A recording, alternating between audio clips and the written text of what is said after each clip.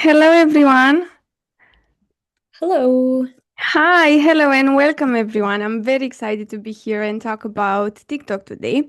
So let's just wait a few seconds for everyone to join and we can back to business.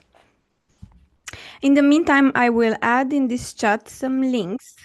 Probably you gonna need it to join our conversation. Okay. Now I can see we are more people are coming. So I get to the chance to say thank you for being here, and I'm very curious where are you joining from? Because I was just scrolling on LinkedIn and everyone was talking about weather today. How hot is it outside? How amazing it is. This is not the time to work, it's like to stay outside and enjoy the sun. So, where are you joining from and how is the weather in your country? So now let's start, shall we? I'm Miruna, your host, and I am the social media manager at Socialinsider. If you don't know, Socialinsider is a social media analytics and benchmarking platform that helps you understand what's working, compare your performance, and build better data-driven strategies. And today's insight came from our brand new 2026 TikTok benchmark report, where we dug into more than 2 million posts to find out what exactly works. Plus, we've got some expert opinion to bring the data into life. And everyone, please meet our great marketing minds of today. And I'm so sorry if I don't pronounce your name correctly. Malin Holt. Yeah, she is a social media expert and creative strategist, currently leading the US social media strategy for MCO Beauty. Hello, how are you, Malin? Hello. So nice to meet you guys. I'm great. I'm so happy to hear that. Also, we have here with us Mark Spungin, right? Perfect. Okay, he's a freelance social strategist with a passion for brands, pop culture, and the ever changing world of social media. So, how are you, Mark? I'm very well, thank you. I feel like I'm on Eurovision. Like I'm in countries. Like it's sunny out here in Lisbon. But yeah, thank you so much everyone for joining. Really good to be here. I'm so happy. I'm glad you guys came and joined me today for this conversation about TikTok. And also, Angela in the chat told us that she's from Toronto and it's very sunny. Amazing. Amazing place to be. So, I suggest going really quickly through key insights of the study so it will be easier for everyone to follow the discussion afterwards. And please, everyone here, at any point you want to ask a question, just write it in the chat because I'm always watching. So, let me present you the data. And I don't want to sound too cheesy or I don't know, performative, but I hope you can I can share my screen and you all can see. Can you just let me know if you guys can see my screen? My panelist. It's showing up. Yes, perfect. So these are the key numbers from our study, and I'm gonna just go really quick to them. The average engagement rate in 2026 it stands at 4.20% with a 9% year-over-year increase. Also, we have an increase in likes, in comments, and in shares. It's worth to mention that it's an impressive 11% increase for top accounts in comments, and we're gonna discuss for later on about this. We have in the same time at the opposite pole a decrease in views, a decrease in follower growth, a trend that we see across many platforms, not just TikTok, and a monthly posting volume increase. So I'm very curious to know if does match what you're seeing in your analytics, like if you see a decrease in views or in follower growth, just let us know. And also I want to let you know that after this session you can sign up for our office hours with Andrei, where you learn how to get this kind of data but for your brand. So how to extract the data you need, this type of data and use it for your strategy. Also, you can get an Amazon gift card. If you think today's live session helped you learn something, feel free to share it on LinkedIn and tag us. But please don't forget to tag us because otherwise I can't see you. So thank you so much for everyone again. And now let's get straight to business. Before we dive into the big questions out here, let me ask you something to everyone. Are you a TikTok user? And if my panelists also want to answer me, if you are like an unusual TikTok user, do you like to use TikTok to enjoy your time on the platform? Should I go first? Yeah. I actually I'm trying to, balance the mental health and not use too much TikTok. But obviously with work, unfortunately, I have to watch TikToks, which, I'll do it in work hours, which is great, getting paid to watch TikToks. I can't complain about that. But there's definitely also a difference to the algorithm I see on brand accounts versus personal accounts. So just trying to like stay on top of everything. So yeah, I watch TikToks, but we'll try and not do it in the morning or in the evening. Okay. And how about you, Mark? I am a lurker, so I do log in regularly to like look at branded content. So I almost have my algorithm is having like a split personality. One of it is brand content, one of it is just like whatever hyper niche stuff rabbit hole I'm going down on. But similarly to Malene, I'm trying to just like cut back a little bit because it can be very addicting. It is. Especially marketer, like the thing that you struggle with the most is when you're trying to look into the app to find some inspiration, and then you just end up going down the rabbit hole. But yeah, it's fun. It works. It's It addictive. is indeed. I'll be honest with everyone, and I'm not afraid to admit that I think I'm addicted. Like TikTok has become my new Google, my new TV, and I want to channel this exactly like you said, Mark, like this obsession. I want to channel for the brands, but I'm not sure how to do it, and that's why I have you here. Maybe we can find a way together to find this obsession that I have for TikTok, but to turn it around and for people's brands. So that's my first question for you guys. What does TikTok have that no other platform has it right now? And who wants to go first? Be my guest. I can kick it off, surely. Honestly, I feel like we kind of just mentioned this, talking about the different feeds, like what's on your feed, what's on my algorithm. I think TikTok is that platform that's still primarily interest based. You're not necessarily going there to see who you're following. Like people don't really tend to use the follower feed because we know there's the For You page and then there's the following feed, but still over 80% of the time is spent on the For You page where you're served, whatever you tend to interact the most with and have a high view time on.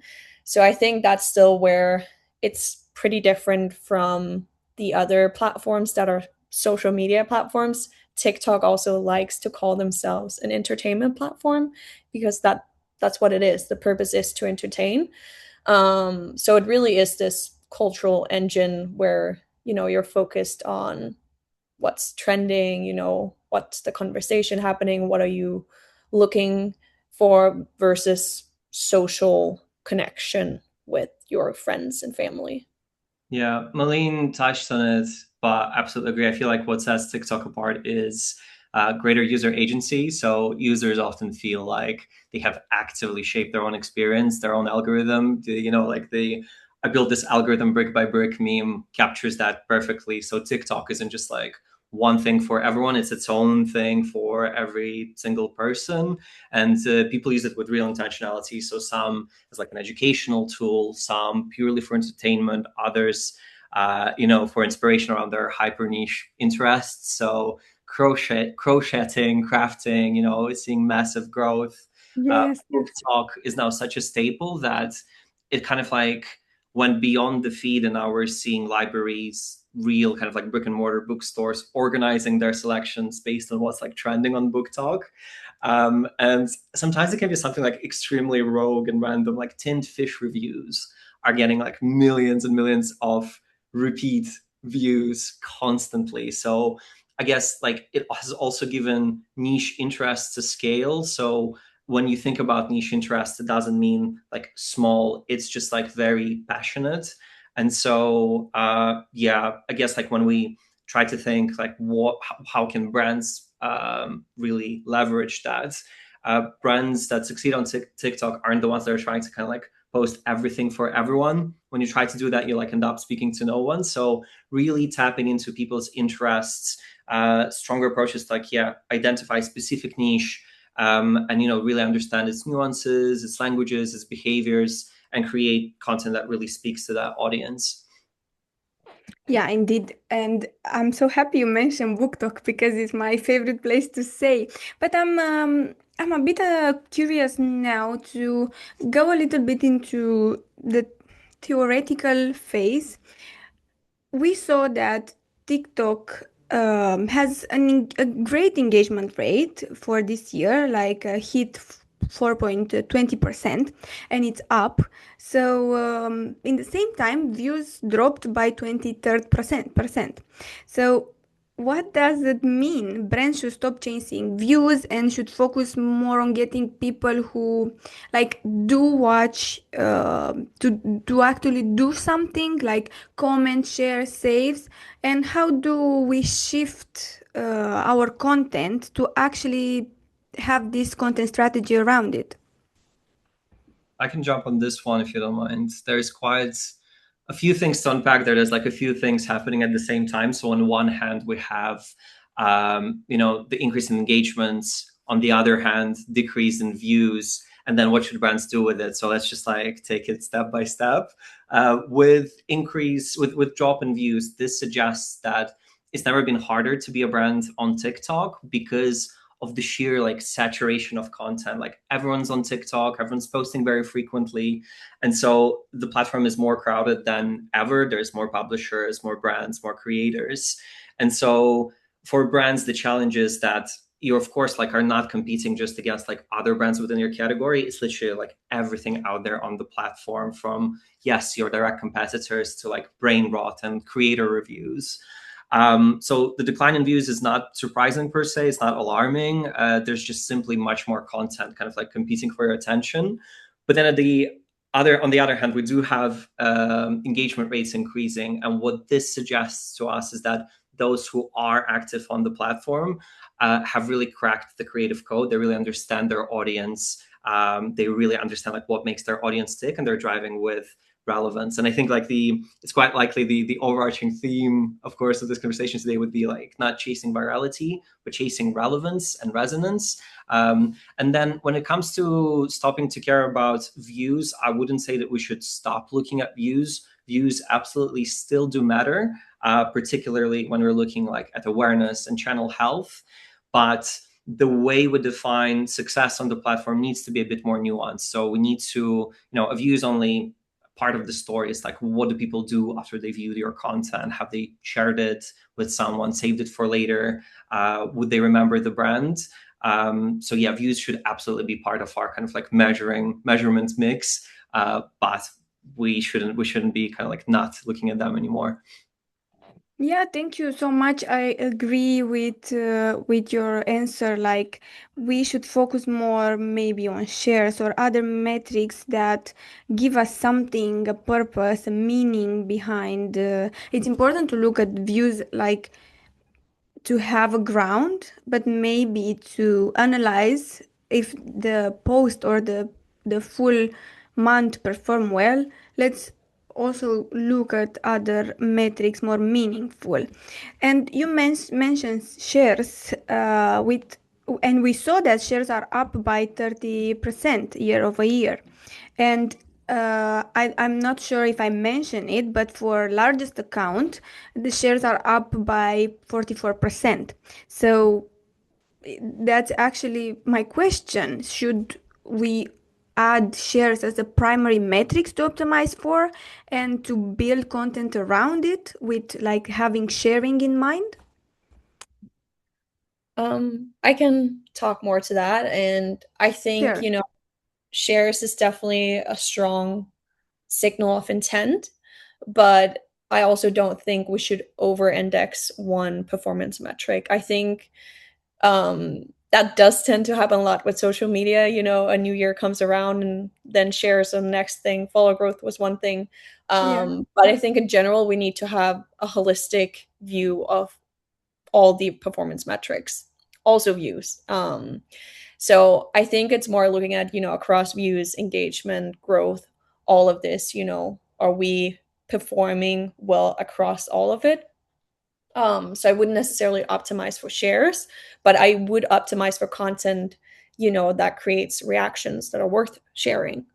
I think TikTok and social media in general is just, it changes all the time. You know, you can't create a strategy a year ahead because the algorithms are going to change. So we kind of have to like keep testing and learning and optimizing for that, rather than deciding on one performance metric. It's more about telling a general story through the metrics rather than focusing on one of them. Yeah.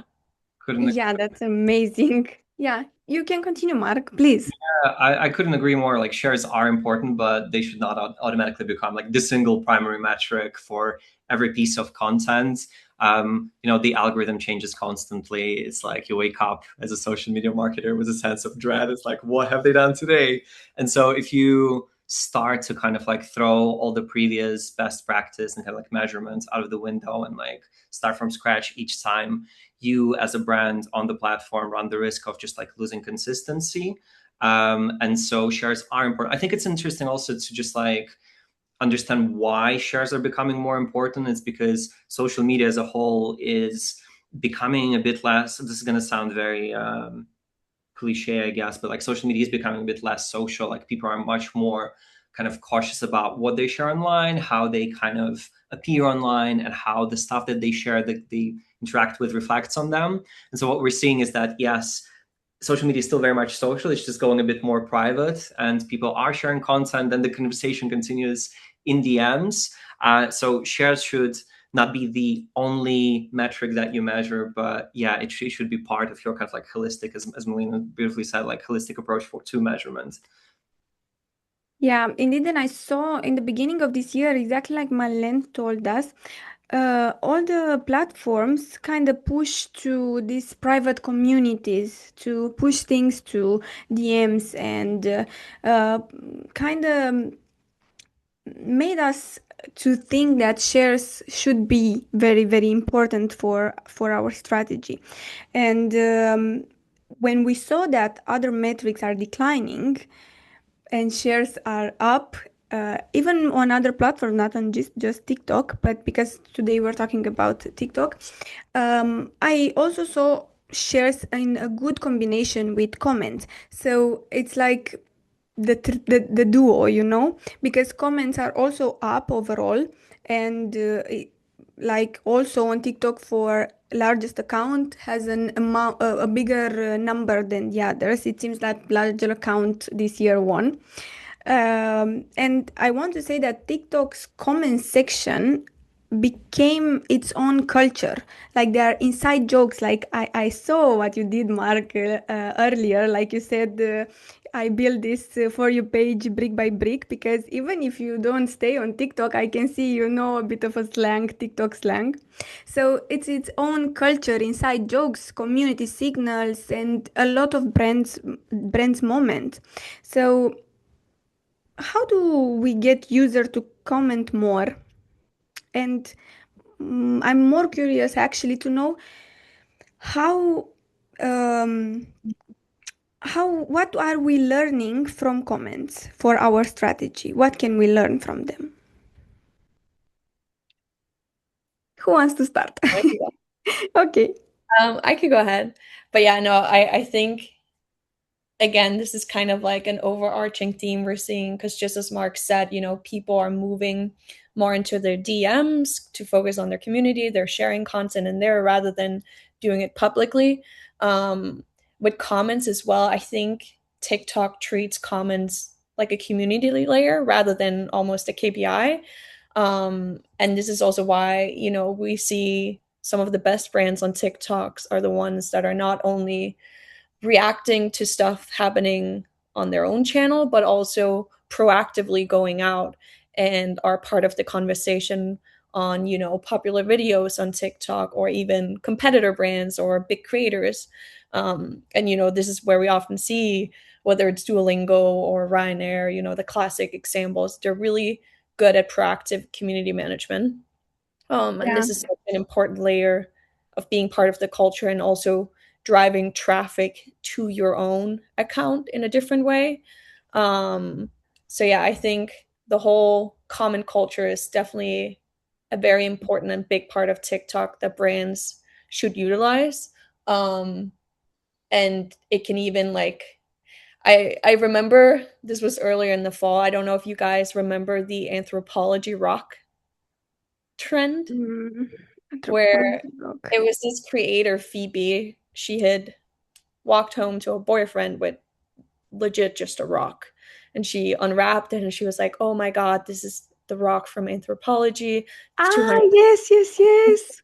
Um, and it became a whole trend in itself where then other women started going home to their partner unwrapping this anthropology rock, which was not an actual product at the time. Um, and you know, anthropology was in the comment section and they kept the joke going. And they even started making like their own rocks. They did a rock advent calendar and all this kind of stuff, you know, giveaways and whatnot. They were surprised and delighting creators with anthropology rocks now. So this is again, you know, a way where you can see something that starts with the community and then it just builds into this bigger trend that's happening online. And that's where I feel like again we can use the community and the comment section to actually create content and be a part of the culture. That's where I feel like social and specifically TikTok is very strong. It's actually figuring out what does our audience like and what kind of content should we create that works. Yeah, Yeah. yeah, exactly. And sorry if I interrupting you, Mark, but someone in our chat asked a really great question, and I want to ask you guys. So, do you think the more comments that are on a video brings it more on the For You page and create a larger reach? What do you think about it? Or how do you feel it for your brands? Do you feel like if you get more comments, your video are on For You page, or you see I'm a gonna difference? I'm gonna have a very annoying answer. It Okay. depends. Because on one hand, comments can build social proof, but if they're genuine, if there's a genuine conversation happening in the comment section, if, however, all you see are just like people tagging each other, fine, that's like an ongoing behavior, but just like emojis or some random accounts, that just screams that it's like a bit, you know, there's probably more bot activity than real human activity in the comments. And so whilst yes, yeah, you know, the rate at which new comments are appearing underneath each video does affect its chances of ending up in the For You page. It's not like the end all be all. Like ultimately, the platform is really good at cracking down on like bot activity and really promoting stuff that's quite useful to you and like is relevant to your kind of scrolling behavior. And not only that, like I feel like we're giving a lot of credit to the platform, probably like, you know, very much well earned, but users as well, they're super discerning. So most TikTok users, you know, they would go down like one other layer. They would be like nosy enough to figure out like what's actually like going on. So if they go into the comment section to see it's just like a bunch of like nonsense or spam, absolutely that kind of like turns you off a little bit. Okay, that's a great take. I like how you also mentioned that it's if it's a bot activity, you're gonna see this reframing to your brand. So I would never thought of that actually. So it's amazing that we have this insight. Malin, you wanted to say something? Sorry.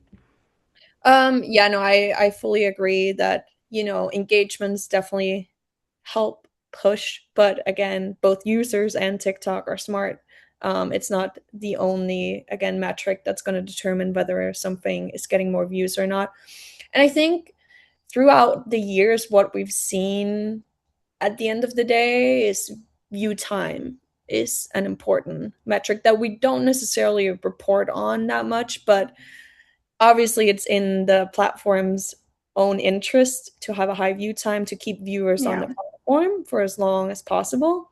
And how do we get high view time? That comes down to creating great content, to people scrolling through the comments section, technically watching the video over and over again without them noticing. So I think that's where comments are obviously great to get a higher view time if you actually have a conversation going that people want to engage with and read through. But yeah, at the end of the day, it comes down to creating content that generates a high view time. Okay, that's a great answer. Thank you so much. I'm gonna ask you two more questions from the audience. Um, a lot of brands getting famous using trending sounds and stitching or mashing content from celebrities. Strictly speaking, not playing by the rules. How do you square that with your client with modest views, reach, engagement, impact, who wants to play it safe? What's your take with this question? There's a bit of like account management tension there in that question. So yeah, if I understood the question correctly, is it around the fact that there's always a little bit of a risk in like repurposing celebrity content or like jumping on trends? I feel like this warrants its own webinar, if I'm being honest, because I promise I won't like spend too much time in the weeds talking about trends. But I think a good approach to have towards trends, and I feel like, but judging by the question, the person who asked this already kind of gets it, is that trends are a tactic; they're not a strategy. So yes, you can Yeah. look at trending sounds, you can look at trending formats. If all you do is trying to jump on whatever thing is trending now, you're just like participating in a shouting match. Yes, you can kind of like drive short-term increase in like impressions and be like the talk of the town, which in the social media context is like maybe lasts a day.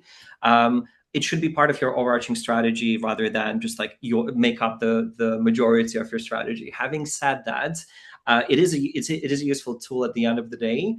I think there needs to be, in order to kind of like make these conversations easier and smoother, there needs to be almost a piece of work done beforehand, which is understanding not only which trends you jump or you're supposed to jump on the brand as a brand, but which trends you're supposed to avoid. That actually holds much more power. That way you're much more kind of directed and pointed with the cultural kind of conversations that you're showing up in. And so once you have that, then it's much easier to kind of like showcase like this is how it's related to the brand, to the audience, this what they care about. And then when it comes to the actual kind of nitty gritty, I think I'm allowed to cross promote another tool just as long as it's coming directly from the platform itself. But TikTok themselves do provide a very useful, easy to use suite for businesses where you can see what's trending based on like the hashtags, the trending sounds. You can see even like the travel of I believe like video views or like interest. So that way, you know, if there is some apprehension internally about like activating a trend, you can show its direction of travel and actually see like, you know, this is blowing up right now. Let's jump on it right now. Here's how it's relevant to our brand. Here's how we would bring it to life. Hopefully that answers your question. I've kind of like touched on a few things. Yeah, if that answer to your question, let us know in the chat. But I really like this answer because it was pretty bold, and I love that. And the fact that you mentioned about conversation and how do we tell the management about things that it shouldn't be on the platform or on the brand profile and things that should. It's very important how we say it and how we frame the conversation, how we frame the metrics and the analytics around it, because probably not everyone knows how to read them, and what we say can change a lot. So it's amazing that you mentioned this. I'm gonna have a question later that is gonna complete somehow this observation. And we have another question. How do you track the return of investment of proactive community management comments when the only metric displayed is likes? Nice. So I think this question refers to outbound comments on TikTok, and how do we return the investment on this activity? Do you guys do this with your brand? Okay. Yeah. I mean, again, not to promote other tools, but there are tools where they can actually um, even calculate the estimated market value for both your proactive community management and what you do on your own site. So there's definitely tools now out there to help paint that picture, because I also know community management is one of those things that are often neglected because it is so hard, yeah, to showcase the return on investment of it. But they're starting now to develop tools so you can help showcase, okay, we did X amount of comments out here, and this is actually how much traffic we drove into our site, and this is the estimated market value of what the work we did. So I will say it's possible, especially, you know, when you can showcase a comment on a popular TikTok video that might have gotten 50,000 likes, and you know that will definitely then correlate to, okay, we had a higher traffic on our own site that day. You know, so it's also trying to tell a story um, based on other metrics. Or if you see, you know, an influencer video go viral talking about your product, you're commenting on it. Did sales go up that day on that specific product? You know, so I think it's also talking with different departments to figure out how can we paint a picture of the work we're doing is actually working. Um, yeah. Thank you, Malin. I think that answered the question. Do you want to complete something, Mark, or? Yeah, just a quick one as well to add. I feel like likes can be controversial potentially. I feel like likes in the context of comments, likes can be a sufficient metric because what comments are doing isn't the same as what our bottom of the funnel content is doing. Comments are a driver of awareness, of reaching new audiences. And so in that case, if you got 167 likes on your 1,000 likes, however many on your outbound comment, that's just an indication of how many people stopped to really like notice you.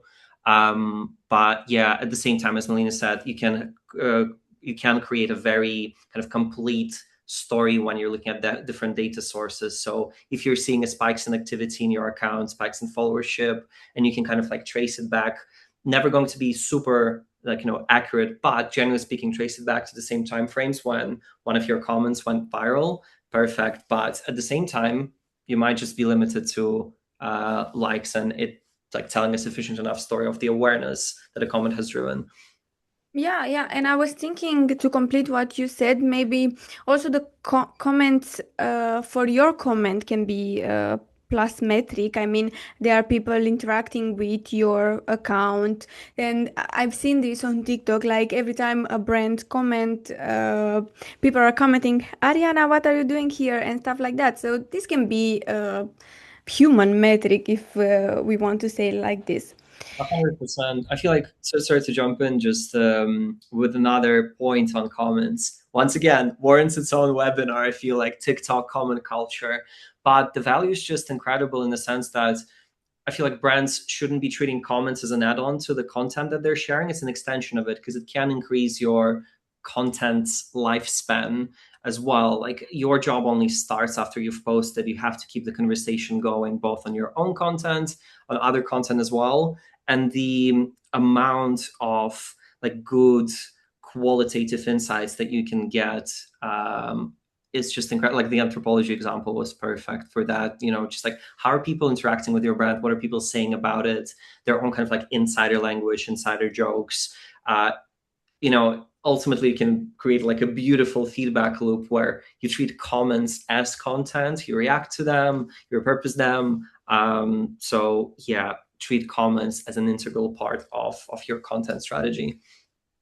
Yeah, exactly. Like, and I'm not saying like an obsessive comment seeker in every video I watch on TikTok, but like I also think comments are very important. It's like another TikTok, a little TikTok with more information about your audience. You find out so many things about people that are interacting with you and about people in your niche or in your industry. And also very important for me, a lot of things about competitors. So this is another way of spying your competitors. Also look at the comments.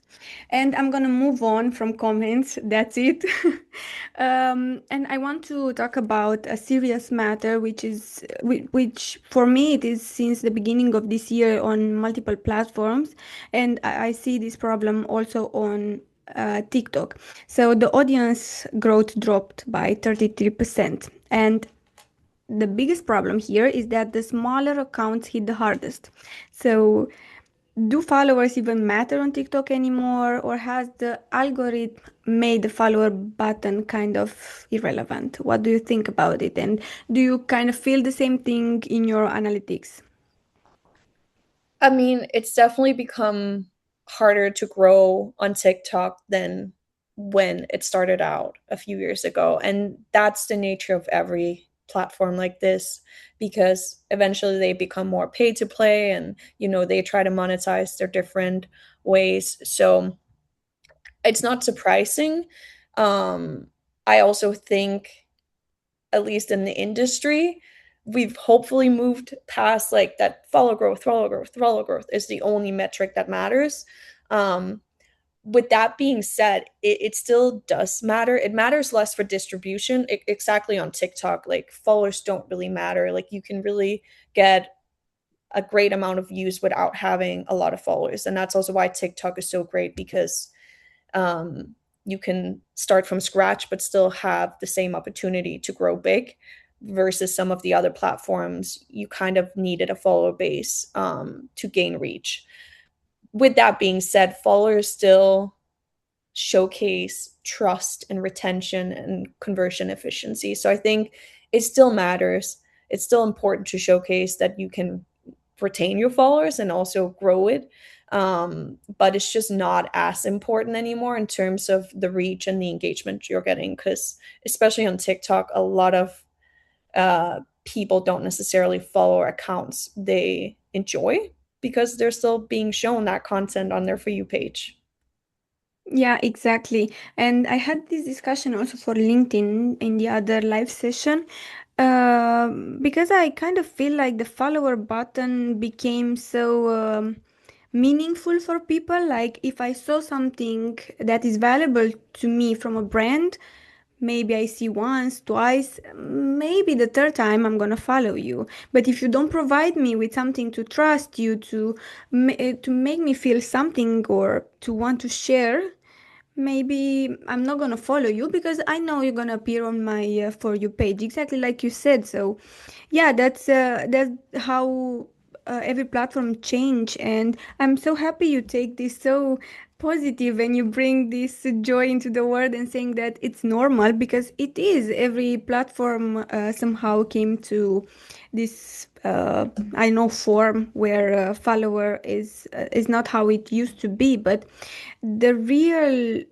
maybe concern here is how do us professionals explain to our manager, our C-level suite people, if we know that this decrease, and like you said, it's normal. How do we explain to our manager? I mean, we still have to report it, but how do we tell them that it's not that such a big deal?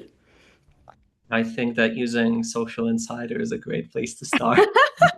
Exactly. Thank you, Mark. Know that it's not a case of we're not necessarily doing anything right. It's just that the platform is maturing, as we can see from this study of like multiple accounts. It's just like across the board something that we're seeing. I think historically follower numbers has been the kind of the most uncomfortable metric to talk about with the C-level audience, because it's like the Yes. first thing you see when you click on your when you click on your page.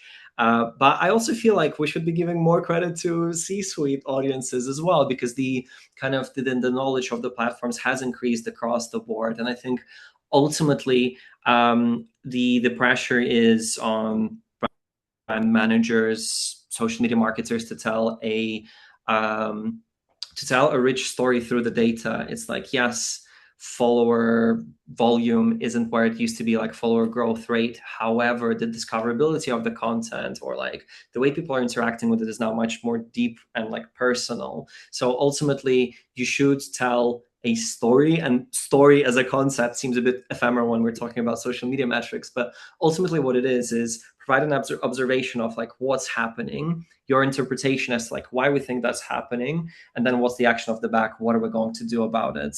And I feel like when we put kind of like follower growth in this context, it suddenly becomes a much less of a frightful kind of topic to tackle, and much more about like, hey, this is what's happening, this is why it's happening, here's what we're going to do about it. We're going to shift our focus from follower growth and focus more on like intentionality, or like the volume of inbound content that comments that we're seeing. Easier said than done. It's always tricky to be part of those conversations. So, Yeah, it is. It is tricky. And let me share something with you. So, I also have this. I'm not, it's not an awkward conversation, but it's hard to explain that we don't get as much followers that we used to. So I started using, I don't want to talk about AI, but I'm just gonna say this because I found it incredible. I'm not the biggest AI fan in the world, but when I was reporting the follower problem for our LinkedIn Play page, for example, I use Cloud MCP for from Socialinsider, and it helped me so much to realize and to explain better to someone else who's not seeing the metrics every day like I do, how everything changed and how I can frame this into not make it awkward. So maybe this is helpful to explore the data from your analytics, and to add also the benchmarks from the industry for your industry or for the platform, and maybe to frame something around this conversation. So yeah, I just want to share this with you.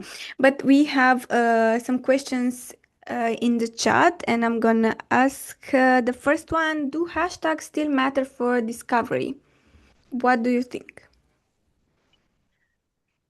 General, what you're writing in your caption and on your video matters for the search engine, because also, as you talked about earlier, you use TikTok as Google, which that is a thing now. It kind of has become Gen Z's version of Google, and they'll use that to search for new restaurants, or if they're traveling, or the best workout places, and whatever it is. So it matters in that sense, in terms of what words you're putting on your video, what you're talking about, what's in the caption, the searchability. But people don't necessarily spend time under hashtags themselves. So in that sense, no. And I still see people do hashtag for you page. That doesn't mean the video is showing up on the for you page. So I think it's like, in general, what you're writing matters, but the specific hashtags themselves are not something people spend time under, if that makes sense. Yeah, it makes sense actually, because now I'm thinking like a user and I'm telling my story as a user. But since TikTok changed a bit and make the search engine to be easier for users and also for brands, um, I'm not looking at hashtags. This was a trend like 2 years ago or when we started, but right now I'm not looking for hashtags. I'm only writing my actually the first three words, because afterwards I'm gonna appear in the search exactly what I'm looking for. So that's how powerful SEO for TikTok it is. And I'm gonna get back to this topic about TikTok being a search engine, but we have another question. And do you think, what do you think about using TikTok for political campaigns? Could it be a good ally? So I know that Malin works in beauty and Mark is like overall in with multiple brands. So maybe just tell us, what do you think about use it for political campaigns? that is such a good question. I think, like, is it good or not in terms of ethicality or effectiveness? Because those are two very different questions. It really depends on what the campaign is about, if we're talking about like the ethics of it. But when we're talking purely, when we like remove ourselves from the ethics and just talk about purely effectiveness, then yes, absolutely. Having said that, there's tons of guidelines on TikTok around political content that you should be kind of like held up towards. Is that the expression? You should follow them. That would be my question, but my answer. But the deeper questions probably needs to be like much more nuanced and warrants like a wider discussion. Yeah, I think, political stuff on social media is a whole other discussion in terms of the ethics. I fully agree with that. But purely when it comes to effectiveness, yes, it is effective, especially in reaching Gen Z. And I actually saw that in Denmark with the last election.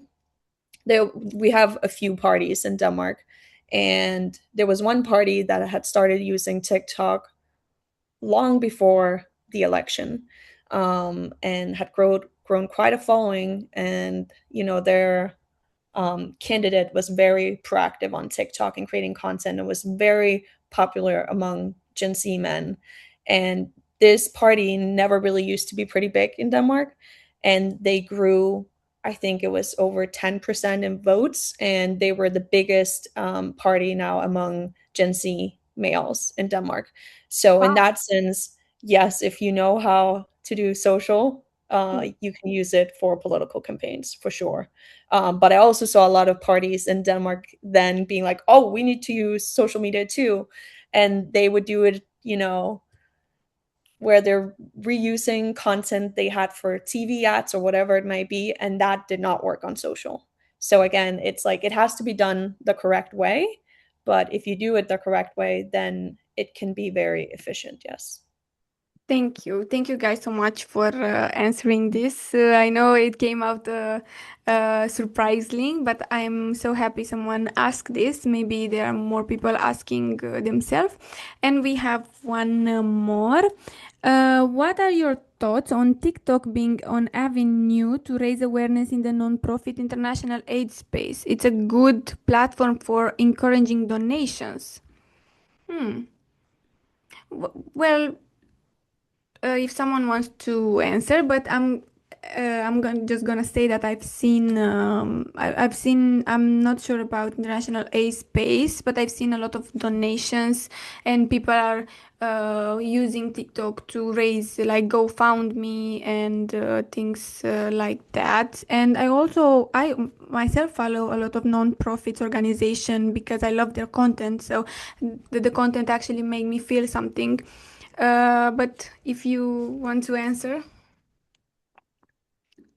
Miruna, you said something there that like really jumps out. The content made you feel something, and I think answering this question is somewhat similar to the previous one, although ethically it's probably much more easier one to tackle. But speaking to effectiveness, like yes, absolutely, it is quite effective, and we're seeing more and more of these mechanics being introduced to the platform by the platform, as well as just like users leading to outside platforms to channel donations.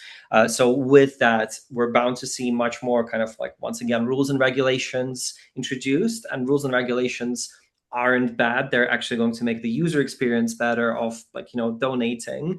But coming back to what you said there about the content made you feel something, I feel like when it comes to donations, ultimately it's a very strong call to action. And as people who have worked in NGOs can attest to, it's a very kind of like tricky one. There's lots of barriers to break before, someone says like, yes, I'm willing to make a donation.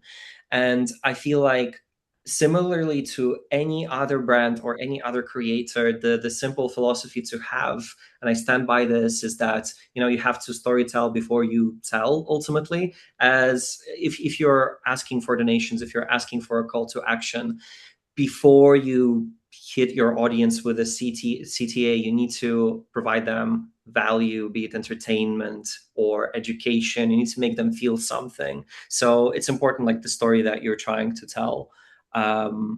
Yeah, hopefully that answers your question.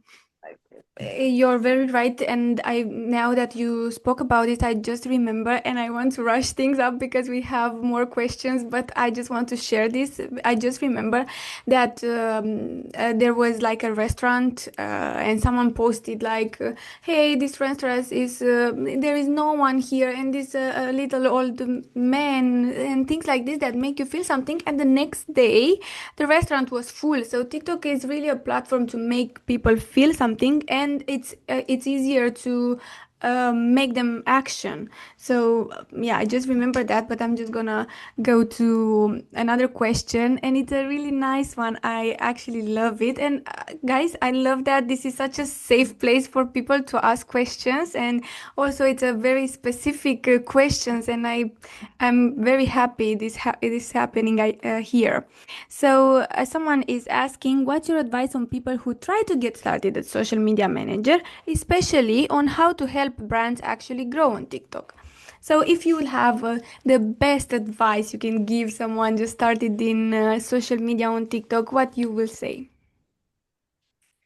Do we mean like starting, like how to become a social media manager from scratch? Just to be fully. Yes, she Okay, said. yeah. So I think that's the lucky part because, with jobs nowadays, we see job ads where an entry level position, you need 3 years of experience doing XYZ and blah, blah, blah. At least with social media, you can actually gain experience before you go into a corporate job. And I think that's the good part, that whether it's through a personal channel where you experiment with posting stuff, or if you create maybe a more niche account that's not necessarily showing your face or anything, it could be a meme account, it could be something else. There's ways to build a portfolio showcasing that, hey, I know how to do things on social media and grow an account, which you can use for that first job offer, or whether it's you wanting to be a freelance social media manager. So I think there's definitely opportunity there. And then even if it's in your local town, is there anyone you can help? Do you see an opportunity, whether it's a local coffee shop or something like that? Tell them, hey, I'd love to do this for free a few times a month and go and help them out. So I think compared to other jobs where it's harder to get that initial experience without an internship, with social, you can at least experiment and test yourself, um, to kind of give some sort of experience to land that first job. Okay, such a great answer. I would love someone to tell me that before I started. So thank you. And also, do you believe that's an actual system to grow an account brand on TikTok? The same person asks. So as a uh, build up to your answer.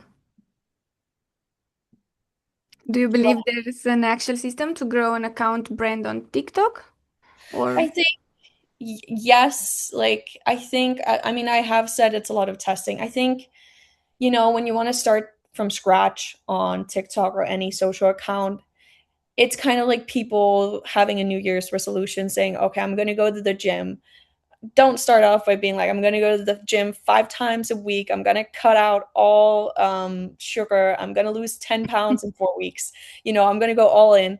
I think social has to be treated the same way. It's not like I'm going to post every day. I'm going to get 10K followers in a month. You kind of have to like start slowly and start testing. First of all, like define your brand persona and how you want to show up. Create some different content pillars for content you want to test out, whether it's more educational content, whether it's, entertainment, or what it's going to be. And then test out these by, only doing a few pieces of content every month. Like, let's say you're like, okay, I'm going to do 2 pieces of content per week to start off. You got to make it more accessible for yourself. And then once you start getting a return, evaluate it, see what's working, test out different things, revise everything, and then optimize for that. And again, I think Mark mentioned this in the beginning, don't try to appeal to everyone. Like, you can be more niche in the beginning, and find that kind of community that you want to be in rather than going super broad. So I think it's like starting slow and small, and don't get overwhelmed, because it can be very overwhelming where people like post every day and do XYZ and go live and do stories.